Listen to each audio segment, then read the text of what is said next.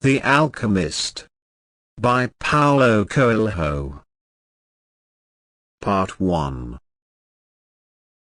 The boy's name was Santiago. Dusk was falling as the boy arrived with his herd at an abandoned church. The roof had fallen in long ago, and an enormous sycamore had grown on the spot where the sacristy had once stood. He decided to spend the night there. He saw to it that all the sheep entered through the ruined gate, and then laid some planks across it to prevent the flock from wandering away during the night. There were no wolves in the region, but once an animal had strayed during the night, and the boy had had to spend the entire next day searching for it. He swept the floor with his jacket and lay down, using the book he had just finished reading as a pillow. He told himself that he would have to start reading thicker books. They lasted longer, and made more comfortable pillows. It was still dark when he awoke,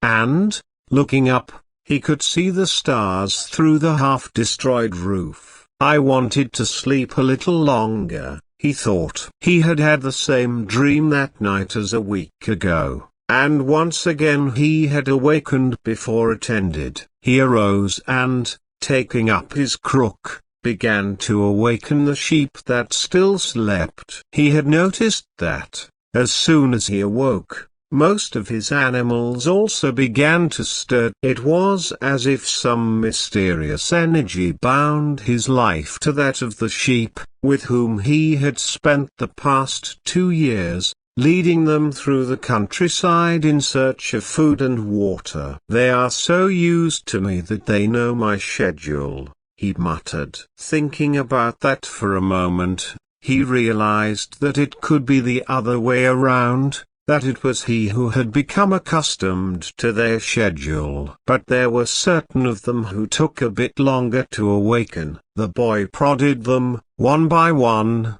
with his crook, calling each by name. He had always believed that the sheep were able to understand what he said, so there were times when he read them parts of his books that had made an impression on him, or when he would tell them of the loneliness or the happiness of a shepherd in the fields. Sometimes he would comment to them on the things he had seen in the village as they passed. But for the past few days he had spoken to them about only one thing: the girl, the daughter of a merchant who lived in the village. They would reach in about 4 days. He had been to the village only once, the year before. The merchant was the proprietor of a dry goods shop, and he always demanded that the sheep be sheared in his presence, so that he would not be cheated. A friend had told the boy about the shop, and he had taken his sheep there. "I need to sell some wool," the boy told the merchant. The shop was busy, and the man asked the shepherd to wait until the afternoon. So the boy sat on the steps of the shop and took a book from his bag. "I didn't know shepherds knew how to read," said a girl's voice behind him. The girl was typical of the region of Andalusia, with flowing black hair, and eyes that vaguely recalled the Moorish conquerors. "Well, usually I learn more from my sheep than from books," he answered. During the 2 hours that they talked, she told him she was the merchant's daughter, and spoke of life in the village, where each day was like all the others. The shepherd told her of the Andalusian countryside, and related the news from the other towns where he had stopped. It was a pleasant change from talking to his sheep. "How did you learn to read?"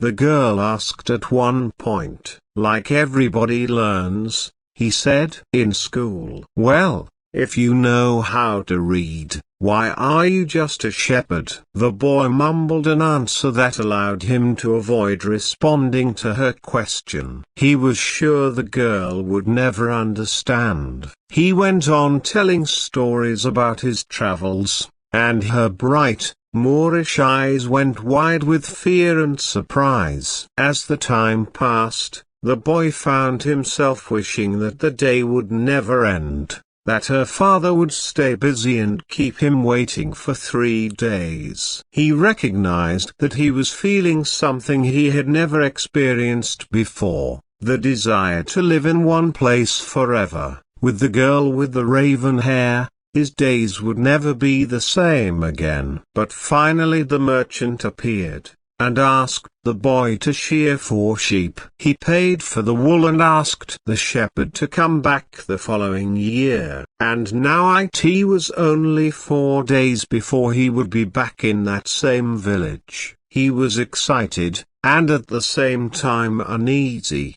Maybe the girl had already forgotten him. Lots of shepherds passed through, selling their wool. It doesn't matter, he said to his sheep.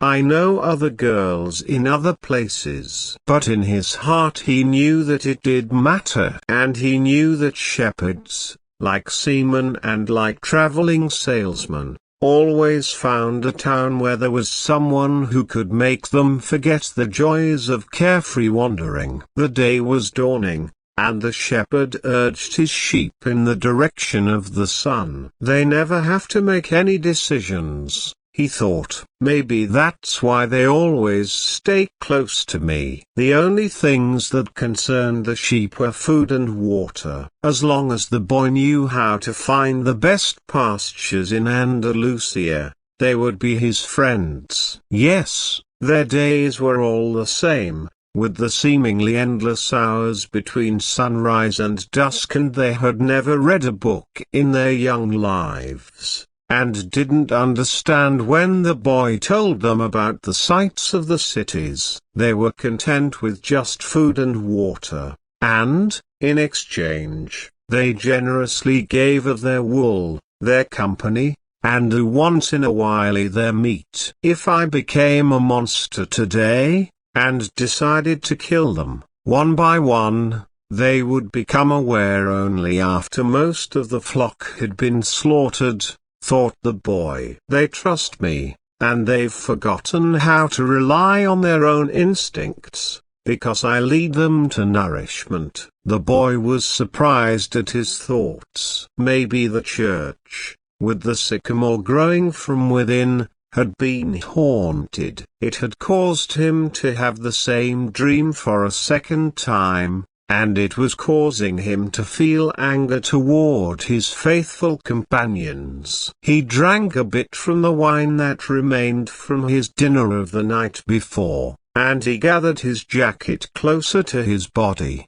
He knew that a few hours from now, with the sun at its zenith, the heat would be so great that he would not be able to lead his flock across the fields. It was the time of day when all of Spain slept. During the summer, the heat lasted until nightfall, and all that time he had to carry his jacket. But when he thought to complain about the burden of its weight, he remembered that, because he had the jacket, he had withstood the cold of the dawn. We have to be prepared for change, he thought, and he was grateful for the jacket's weight and warmth. The jacket had a purpose, and so did the boy. His purpose in life was to travel, and, after 2 years of walking the Andalusian train, he knew all the cities of the region. He was planning, on this visit, to explain to the girl how it was that a simple shepherd knew how to read,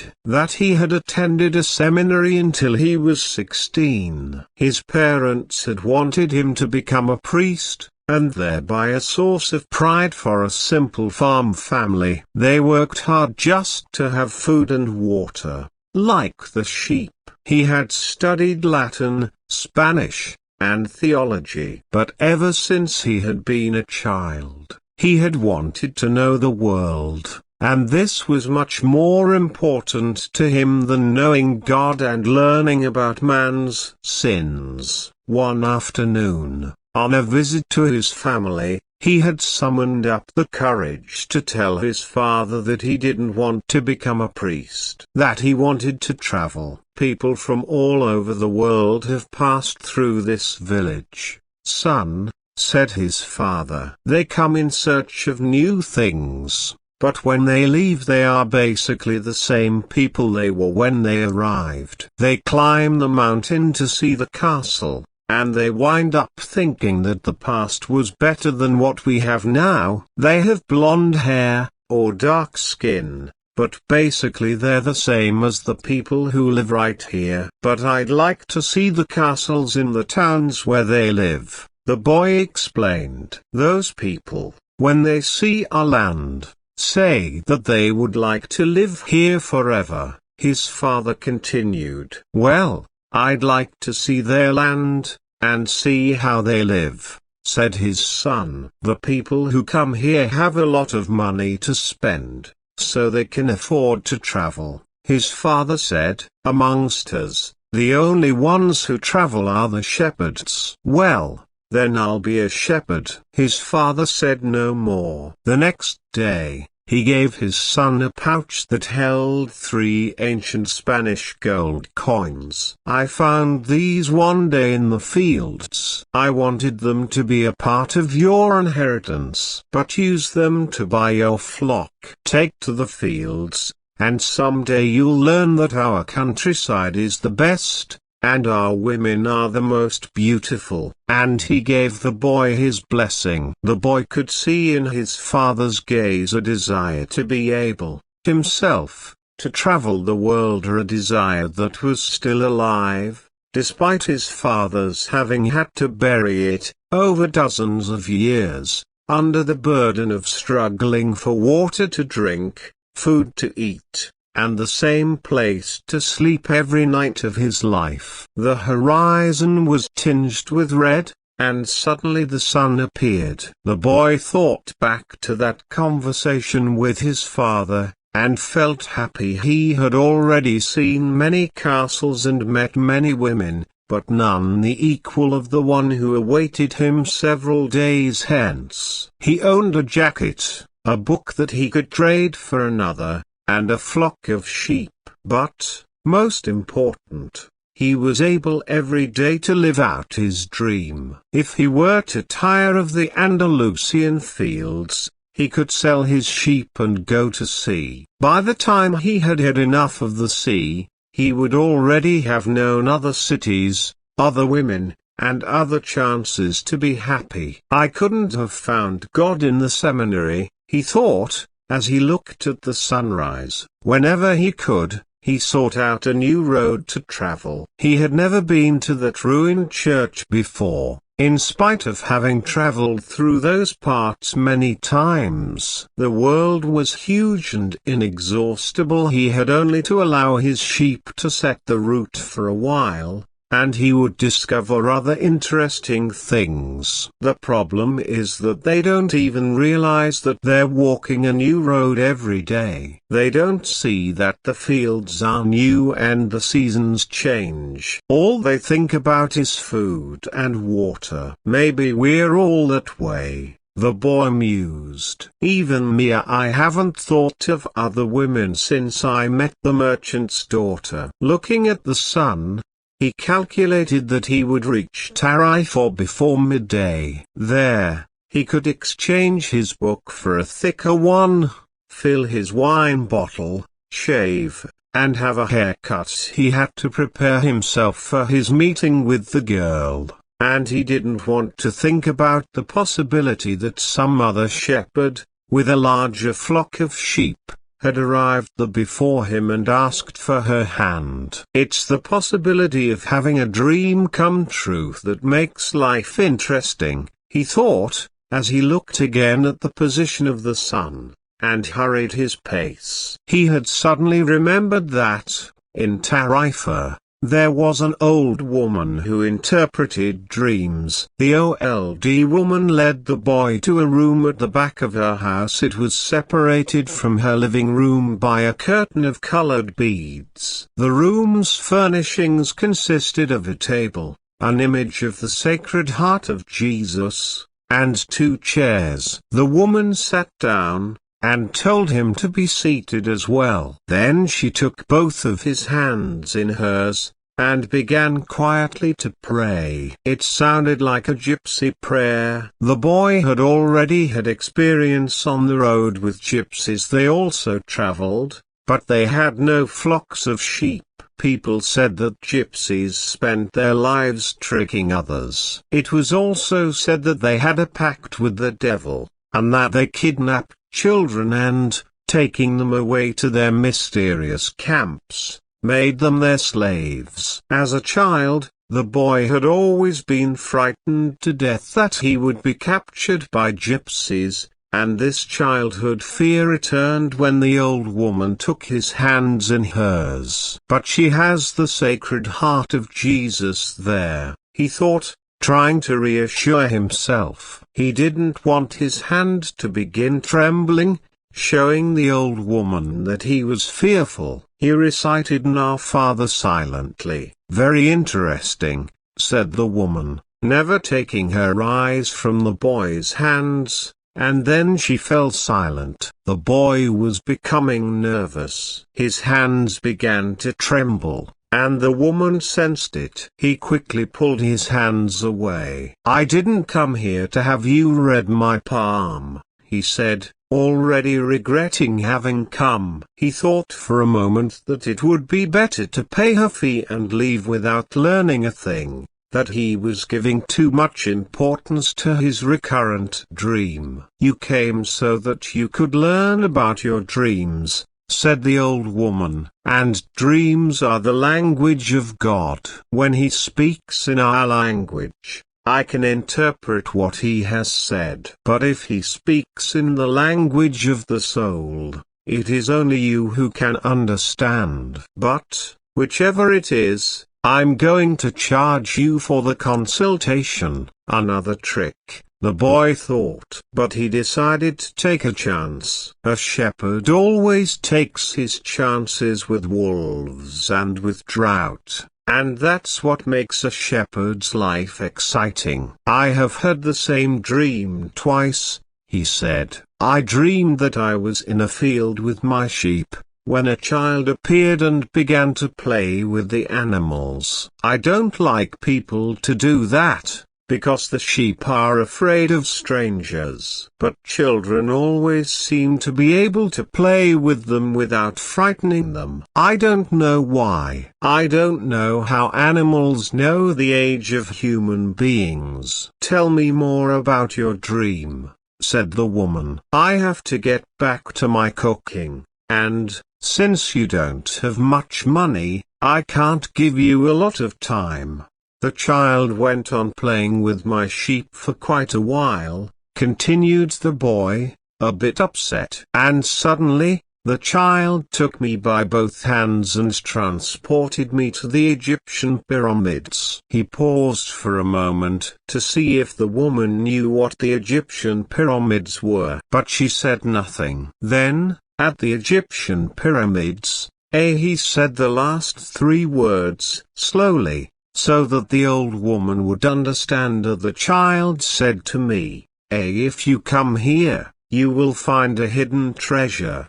And, just as she was about to show me the exact location, I woke up. Both times. The woman was silent for some time. Then she again took his hands and studied them carefully. I'm not going to charge you anything now, she said. But I want 1/10 of the treasure, if you find it. The boy laughed out of happiness. He was going to be able to save the little money he had because of a dream about hidden treasure. Well, interpret the dream, he said. First, swear to me. Swear that you will give me 1/10 of your treasure in exchange for what I am going to tell you. The shepherd swore that he would. The old woman asked him to swear again while looking at the image of the Sacred Heart of Jesus. It's a dream in the language of the world, she said. I can interpret it, but the interpretation is very difficult.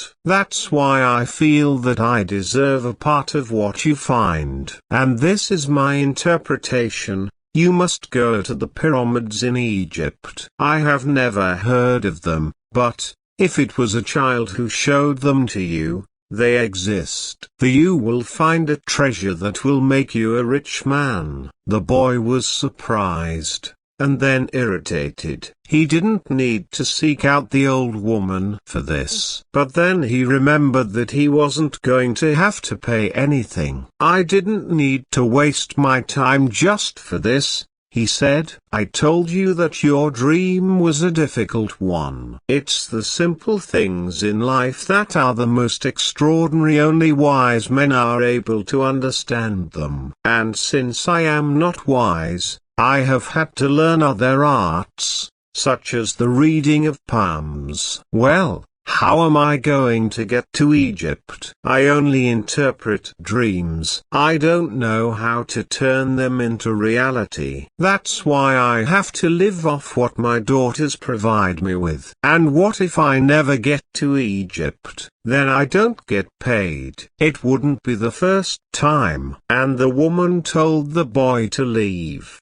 saying she had already wasted too much time with him. So the boy was disappointed. He decided that he would never again believe in dreams. He remembered that he had a number of things he had to take care of. He went to the market for something to eat. He traded his book for one that was thicker, and he found a bench in the plaza where he could sample the new wine he had bought. The day was hot, and the wine was refreshing. The sheep were at the gates of the city, in a stable that belonged to a friend. The boy knew a lot of people in the city. That was what made traveling appeal to him. He always made new friends, and he didn't need to spend all of his time with them. When someone sees the same people every day, as had happened with him at the seminary, they wind up becoming a part of that person's life. And then they want the person to change. If someone isn't what others want them to be, the others become angry. Everyone seems to have a clear idea of how other people should lead their lives, but none about his or her own. He decided to wait until the sun had sunk a bit lower in the sky before following his flock back through the fields. 3 days from now, he would be with the merchant's daughter. He started to read the book he had bought. On the very first page it described a burial ceremony, and the names of the people involved were very difficult to pronounce. If he ever wrote a book, he thought, he would present one person at a time, so that the reader wouldn't have to worry about memorizing a lot of names. When he was finally able to concentrate on what he was reading, he liked the book better. The burial was on a snowy day, and he welcomed the feeling of being cold. As he read on, an old man sat down at his side and tried to strike up a conversation.